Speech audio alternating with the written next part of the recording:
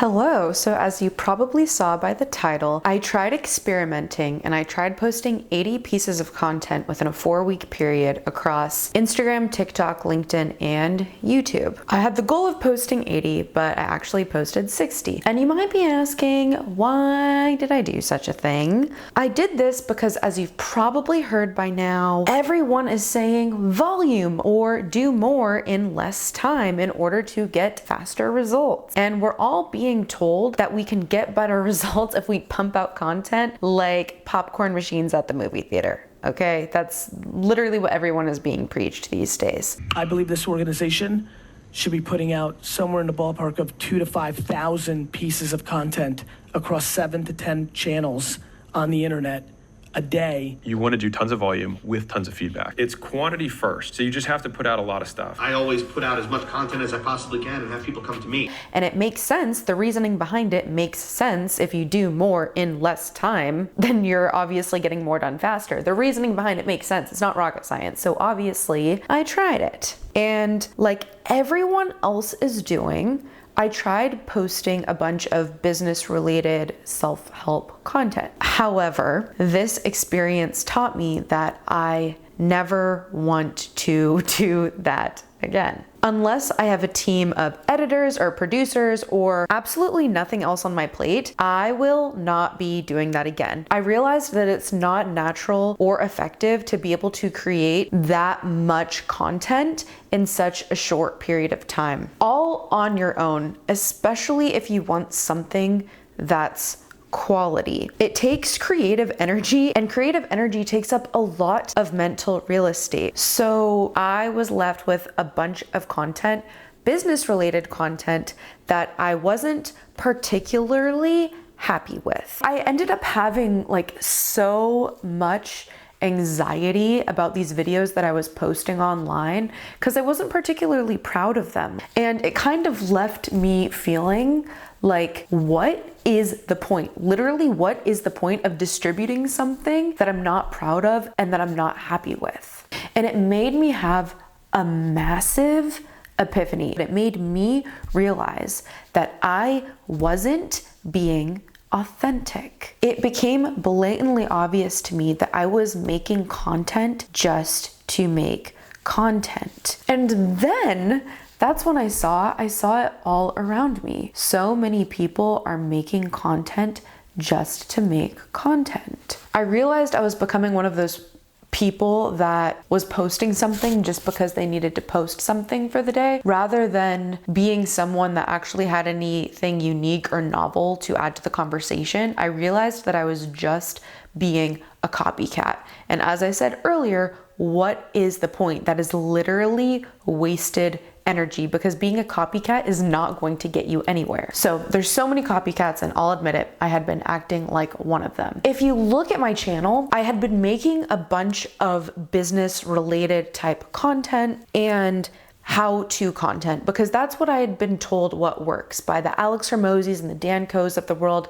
Everybody is like, educate your audience, provide value to your audience, solve your own problems, and then teach it to your audience.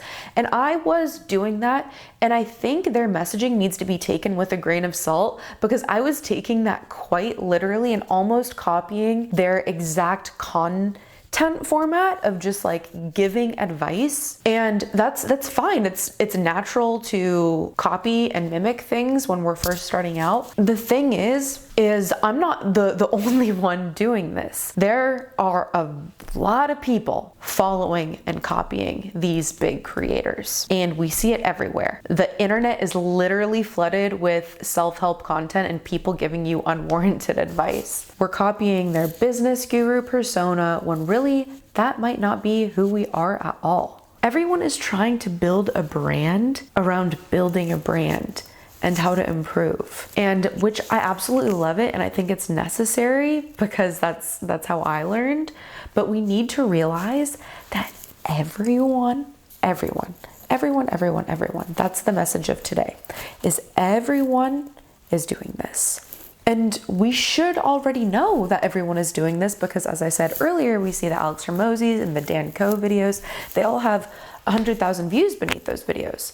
But when you're at a computer screen, that number is just 100,000. It's just a number. Recently, I was at a business conference, the Aspire tour that was happening in Orlando, where I am located. There were a lot of people there at this business tour. There were thousands of people there. And there were obviously keynote speakers, people on stage giving inspirational speeches.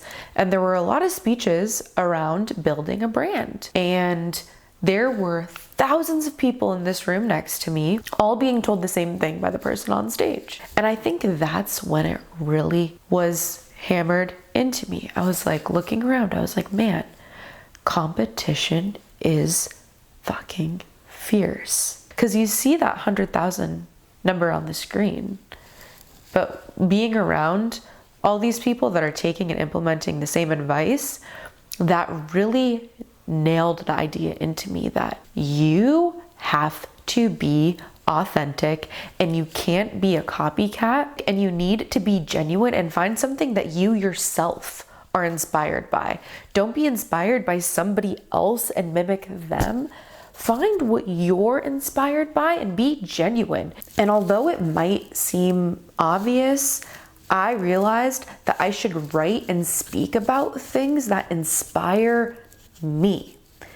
In other words, just because someone inspired me with their interests doesn't necessarily mean that their interests are also my true passions that I can speak with the same enthusiasm about. In 2024, the need to be authentic is greater than ever because literally everyone and their mother is migrating to the internet and everyone is building their own internet persona. So if you aren't willing to be vulnerable and be different and kind of push boundaries in your own unique way, there's literally no point because of how oversaturated it's becoming. If you're not willing to do that, you're better off spending your resources honestly somewhere else, because it's totally possible to be successful without making content for the internet. And if you don't actually enjoy doing it, you're gonna get burnt out. It's gonna show in the videos that you're making, and you're not gonna make it. And like I said earlier, what's the point of putting something on the internet that isn't in alignment with you and you're not truly proud of? Don't just be putting out noise. At that point, you're just wasting energy. And so through all of this, I've literally been over-analyzing everything. For a short bit of time, I stopped consuming content to consume it, but rather just watched it to analyze it, like from a critical lens. And I started asking myself all these questions. Why do I click on the video? Why do I leave? Why am I a fan? What made me continue watching? Then I thought about the YouTubers that I'm diehard fans of, and I started thinking, like, why am I their diehard fan? And I realized what it was that I liked about my favorite YouTubers. It was that they were incredibly, obsessively observant about something. So my favorite business YouTuber, Alex Hormozy, he's incredibly obsessively observant about business. He can take very complex business ideas and make them so simple and easy to digest because he's very observant and he can break it down in a way that like the normal person just can't. My other favorite YouTuber, Kendall Ray, she's a true crime YouTuber. She is incredibly detailed about the crimes that she covers, taking into account all different aspects of the situation, the family members of the victims, the audience that she's presenting to, in order to make sure that she's presenting it in a way that is clear and is helpful and gives a call to action at the end to inspire the audience to help. Like, she's very detailed about it in a way that I haven't seen with other true crime podcasters. And then my favorite comedian, Dan Koe on YouTube, he's incredibly observant about any situation and can easily find the humor in any situation. And that's when I had my big aha moment. If you want to make it on YouTube, you have to be incredibly, obsessively observant about something. You can't just be inspired by all this knowledge and repeating this knowledge. You have to be so observant about some sort of topic and bring something new to the table. And that's the key. Along with marketing, obviously. But I don't want to be putting out content just to make content anymore. I'm realizing that yes, it's good to get stuff out there and it's good to take action because the world moves very, very fast. But I would rather put something out there that matters than just be putting out fluff. But I want to put something out there that matters, and something that I really enjoy doing. If you know me, I make these short little, I'll put them on the screen right here, these short little poetry videos. And those mean a lot to me. I combine my poetry with my videography, and those kinds of videos, they're out when they're out. And I'm not inspired by anybody else to make those videos. All I do is I feel something very deeply, and that's it. And then the video eventually is born after some hard work, but it comes from within. And I want my videos that I make from this point forward to come from within.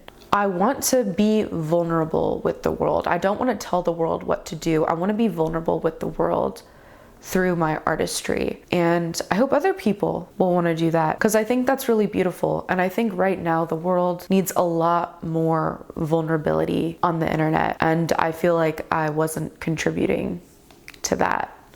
Like, I think it's good to educate people and that kind of thing. Don't get me wrong. I don't want to talk shit about that. But a lot of the time, people are afraid to be vulnerable on the internet because of views. People think that if something doesn't get a lot of views, that it's embarrassing, like, oh, it's not that good. And it kind of sucks that that's the world that we live in, but we can't let that discourage us and equate our value with the amount of views or likes that it gets. I mean, yes, it is a good metric like to use if you're trying to build or grow your following. Like, if you just keep getting 0 likes, then maybe there's something to look at there. But like, if you're posting and you're growing and maybe you get like 300 views or 500 views, 1,000 views on something, you can't compare it to like the celebrities that are getting millions of views on their videos. It's just not a fair comparison. You can't let that detract you from posting your art or being vulnerable on the internet. If I was to give one point or one message, it would be to just be interested,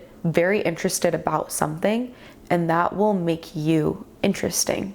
And sometimes you don't obtain that by reading more books. You obtain that by closely observing whatever it is you're obsessed about. In the self-help community, sometimes we think that we need to learn more when really we just need to observe more. All of this to say, everyone is hopping on the content train because they think it will bring them success, but they aren't bringing any new ideas to the table.